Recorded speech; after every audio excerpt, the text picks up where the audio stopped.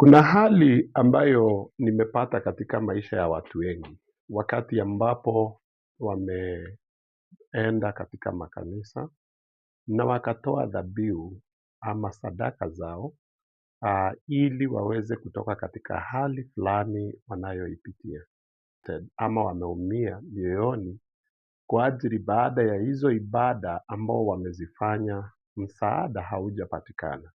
Wengi wametoa mashamba, wengine wakatoa magari, mamilioni ya pesa, mali na muda na wakati wao. Ila baada ya kufanya hayo yote, wamebaki jinsi walivyokuwa tangia mwanzo. Ni kweli ya kwamba walishafahamu ukweli wa kwamba kunayo madhabahu inayowatesa kutokana na vizazi zilizopita, vizazi ambao zilikuwa za hapo kale na madhabahu iliyoinuliwa na mababa yao ambao hawapo. Biblia inasema ya kwamba katika kitabu cha Lamentation 5 ya kwamba baba wetu walitenda dhambi na hawapo, nasi tunabeba uzito ama uovu wa dhambi zao. Ila katika hali hii wengi wako na ufahamu ya kwamba yalifanyika na madhabahu yapo ambao yanayozungumza ama yanayowatesa, na majawabu pekee ilikuwa ni kutoa ibada ama sadaka kulingana na jinsi walivyoitoa. Ila ni ya muhimu kuelewa ya kwamba ukombozi katika dunia ya kiroho iko katika mambo unayoyafahamu, ama ufahamu ulioufahamu utakufungua zaidi ya matendo tunayoyatenda ya kiroho. Na kwa hiyo ukweli ni kwamba kulikuwa na madhabahu, lakini mahali palipo na madhabahu, ujue madhabahu ni mlango tu unaokubalisha mamlaka ya giza iweze kutoka rohoni ije katika hali ya kawaida ama katika dunia ya asili. Na ikiwa ni mlango tu, basi kunayo ufunguo ambao inafungua hiyo mlango ili hiyo mlango iweze kuwa na nguvu za kukuja. Hiyo milango iweze kufunguka, maroho iweze kutoka rohoni ya kuja mwilini. Watu wengi hushughulikia hiyo mlango bila kuelewa kuna ufunguo. Na ya pili, kuna anayefungua hiyo ufunguo, hiyo mlango. Kwa hivyo hiyo mlango ina ufunguo na iko na mtu anayefungua. Sasa mara mingi tunashughulikia mlango, tunaacha funguo na yule anayefungua. Mtu ambaye anafungua pale tunamuita kuhani, mtu ambaye ako na uwezo wa kuona rohoni na awe katika kawaida. Ako na uwezo wa kuishi maisha ya rohoni na ako na uwezo wa kuishi maisha ya kawaida. Wengi ni wachawi, wengi ni waganga, wengi ni diviners, na wengi ni watu wa aina hiyo ambao wamezaliwa wakiwa na ukuhani kutoka kuzaliwa kwao. Hawa watu hufungua milango na wanafunga. Hawa watu hutumia funguo ambao funguo ni sadaka inayotolewa. Ukiingia kwa daktari wa kienyeji, atakuambia kulingana na miungu yake inahitaji kiwango gani ya sadaka. Wengine huitisha ng'ombe, wengine mbuzi, wengine huitisha kuku, wengine maelfu na maelfu ya pesa, wengine wanaitisha vitu tofauti tofauti ili aweze kufungulia maroho yaweze kukuja. Sadaka unayoitoa inakuwa ni funguo ya kufungua dunia ya rohoni, mamlaka ikaweze kutoka rohoni ikuje katika kawaida. Na kwa hivyo makosa kubwa wengi wanakosa kufanya ni kuelewa kulikuwa na kuhani, na ya pili kuna sadaka. Si madhabahu peke yake, kulikuwa na kuhani na kulikuwa na sadaka. Maandiko ambao mara mingi tunatumia katika hali hii ni maandiko iliyo katika kitabu cha Judges mstari wa chapter 6 kuanzia mstari wa 12. Wakati Gideoni alitokewa na malaika akamwambia, enenda uvunje madhabahu ya baba yako na utengeneze madhabahu yangu na utoe ng'ombe wa kwanza na ng'ombe wa pili katika ile madhabahu. Hii maandiko imetumiwa sana kuvunja madhabahu, lakini kuna swali ama kuna jambo ambalo ni la muhimu kufahamu ya kwamba ingawa madhabahu ilivunjwa, na wakati wa Gideoni waliivunja, alitafuta vijana wakaenda wakavunja madhabahu ya baba yao. Haikuvunjwa na sadaka, lakini ilivunjwa na vijana, wakabomoa na wakachukua zile kuni zikapika ama zikachoma sadaka iliyotolewa Mungu, kafara iliyokuwa inatolewa Mungu.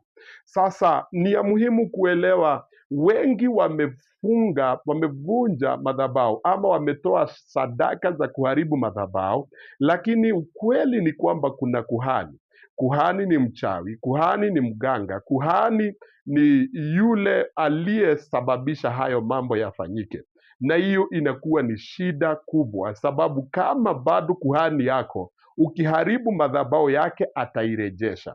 Ukiharibu sadaka zake, ako na uwezo wa kutoa sadaka zaidi ikaweze kuzidi ile kitu ambayo umefanya. Na kwa hivyo ni ya muhimu kuelewa madhabahu sio kitu ya kuvunja tu kwa sadaka, lakini inahitaji pia uwe na ufahamu ya kwamba katika madhabahu, ili ianze kufanya kazi, kulikuwa na kuhani na pia kuna sadaka na sasa kuna madhabahu yenyewe, na hizi vitu tatu zinafanya kazi pamoja.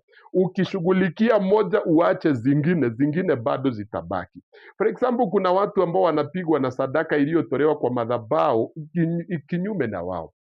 Hiyo sadaka inazungumza na inapata hawa ni watu ambao si watoaji, ni watu ambao hawana moyo wa kuachilia. Sasa hiyo sadaka inayozungumza kuzimu, iliyotolewa kwa ajili yako na inazungumza, itaendelea kuongea katika madhabahu ya kuzimu, na hiyo madhabahu itakuwa na nguvu.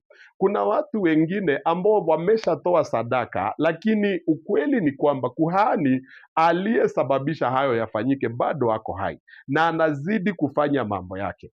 Hizi vitu zinakuwa mzito na zinakuwa ngumu, lakini unapopata ufahamu, unapoelewa mambo haya ya kiroho, inakuwa rahisi zaidi kuyashinda kuliko wakati ambapo hauyaelewi. Kuna watu ambao tunaita diviners, na diviners ni watu ambao ni hatari sana, sababu diviners wanaomba Kristo, wanaomba Mungu, wanaomba Jehova, na kila kitu ambao wanaoifanya inakaa kama ni ya mbinguni, ni kitu mzuri, ni kitu kizuri, na hakuna shida, hakuna mabaya katika mambo ambayo yanayoyafanya. Na diviner ukienda kwake akuambie toa 2,000, umwambie sina, anakuambia basi na wewe utaona ile hujawahi ona. Ukweli ni kwamba mashida yako inaanza immediately hapo. Kitambo ufike kwa nyumba, unaanza kuteseka, unaanza kusumbuka, na unauliza, na si nilikuwa nimeenda tu kwa maombi? Lakini ulienda kwa diviner. Diviner ndio atakuombea, lakini kumbuka, huyu ni kuhani, ni mtu aliyezaliwa na ukuhani, ni mtu ambao katika familia yao alikuwa mganga, walikuwa waganga, na hiyo uganga imemtoka, akaanza kuomba na akaanza kuombea watu na akaanza hata zingine ni kanisa, lakini ukweli ni kwamba anatumia roho ya mababu, anatumia the spirit of the dead, maroho ya waliokufa yamo ndani yake. Na hiyo ndiyo maana akisema jambo itafanyika kwa haraka na kwa wepesi. Sasa ukienda kwa watu kama hao, understand ya kwamba una deal na sadaka na una deal na madhabahu na una deal na kuhani. Kwa hivyo kuhani yako hapo, na anaweza sema kitu mbaya ikufanyikie. Jehova Mungu tunayemwabudu hajawahi lipisha kizazi cha aina hiyo. Yeye ni Mungu mzuri na sio Mungu ambao tunaombea wengine mabaya yanawashika. Ni Mungu ambaye ni mwenye haki. Lakini kama unaombewa vibaya na mtu na hiyo vibaya inakushika, elewa haushughuliki, ama huyo sio mtu wa kawaida, huyo ni kuhani. Huyu ni mtu aliye na ukuhani ndani yake, ukuhani wa kishetani, ukuhani wa kidunia, ukuhani wa kuzaliwa nayo. Huyo mtu ni mtu hatari katika maisha yako, sababu ni mtu anatumia nguvu ambazo alizaliwa nazo. Na hawa watu unapata akiota ndoto, watu wakikufa, hiyo ndoto inatimia. Akiota ndoto kukiwa na mabaya yanafanyika, hayo mabaya yanatimia.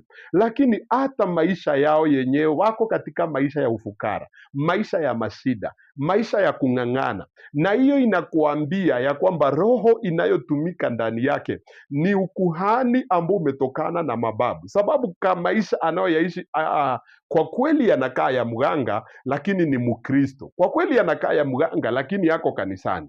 Hizi ni vitu za muhimu kuangalia, na wengi wameshikwa na ukuhani wa madivination, sababu hao wanakaa kama Mungu ni kama si Mungu. Tabia zao zinaweza kuambia kuna shida, sababu maisha yao yako katika kidunia na wanapigania vitu za kuisha kama kawaida. Lakini ukitazama maisha, vitu ambao wanazozisema na zinafanyika, wakikuotea ndoto inatimia, wakikuonea yanatimia. But these, hawa ni watu walio makuhani wa kuzimu, wa makuhani wa ufalme wa giza. Bwana Yesu awabariki na awe pamoja nanyi mnapoangazia haya mambo ninayoyasema.